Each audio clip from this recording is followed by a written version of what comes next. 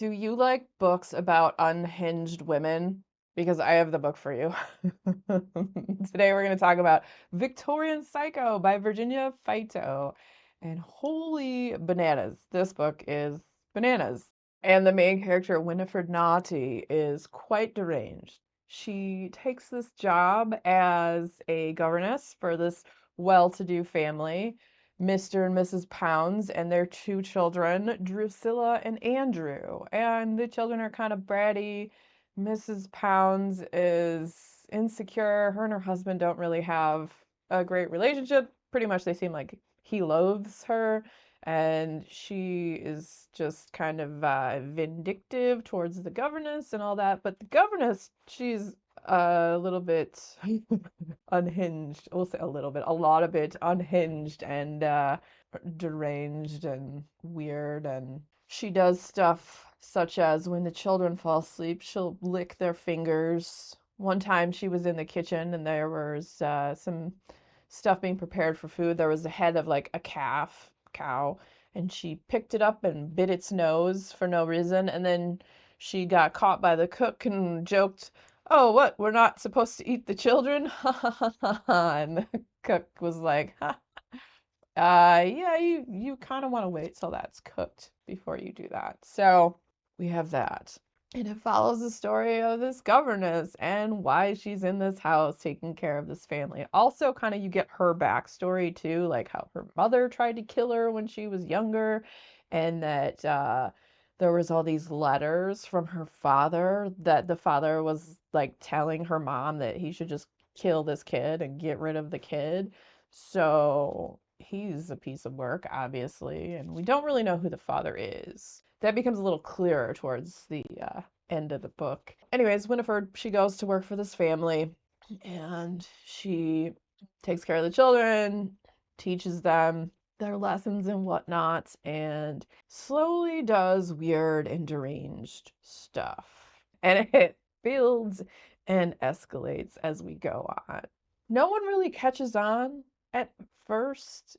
And maybe there are, like, with some of the other staff, like whispers and stuff about things that she's done, but she does some pretty messed up stuff. Like, she takes the children outside for like walks and stuff, but one of the times they find this deer, and I don't know if the deer was injured or not, but it was like sitting there and it looked up at them, and then she beats the crap out of it with a rock till it's dead, and then tells the children, "Oh, well, we needed to put it out of its suffering and stuff." And she has delusions and she hallucinates and she hears voices that are not there. Sometimes she'll hear like the pictures in the hallway talking to her, or she'll see a baby that maybe she offered to take care of for one of the women visiting her lady, Mrs. Pounds, that she works for, and she hears like this baby talking to her, even though the baby's probably not talking to her, and saying all these terrible things about her and insulting her. So a lot of this seems to be in her head. And, I don't know that the upbringing she had made her go in that direction, but it didn't hinder it. So she was also, at one point, her mother, when she was being raised, had this other woman like taking care of her. And the other woman, she would like take care of all these other kids too. And she would feed them laudanum, which I believe is kind of like morphine or is morphine, so that the kids would just like shut up. And eventually this lady would like murder all the kids, but somehow she survived. And at some point her mom would still visit and check in on her. At one point they just got in a big argument with her and this other woman, and then she took ended up having to take the daughter back because the lady didn't want to take care of her. She wanted more money, this, that, and the other. And like she was one of the only kids that actually survived through all of that because this lady was evil. So she just came up in a really horrible upbringing. But it's the question of, was that evil always there? And I think it was, because she also didn't feel fear like a normal person felt fear. Like she was never afraid. Like her mom had remarried and married this like reverend guy who was also kind of batty and nuts too. And one time she was by herself. I think this is after her mother had died, maybe. She was by herself and someone had come to see the reverend, some guy, and he had all kinds of issues. It seemed like he had rabies and pustulant stuff going on. She has no fear. She lets him in. He's like, "Where's the reverend?" This, that, and the other. And then eventually, like, the guy like bites her arm, and then he like pees on the floor, and she gets him out of there. But then she's like, "Oh well, maybe I have rabies." So she like cuts out like the skin and digs deep to where he had bit her, and then she like solders it with, I think it was like an iron, and the pain was like a sweet release. So she's got like, she doesn't process emotions like other people do. So it's deliciously deranged and unhinged, and it's such a weird and crazy story. It's a short novella.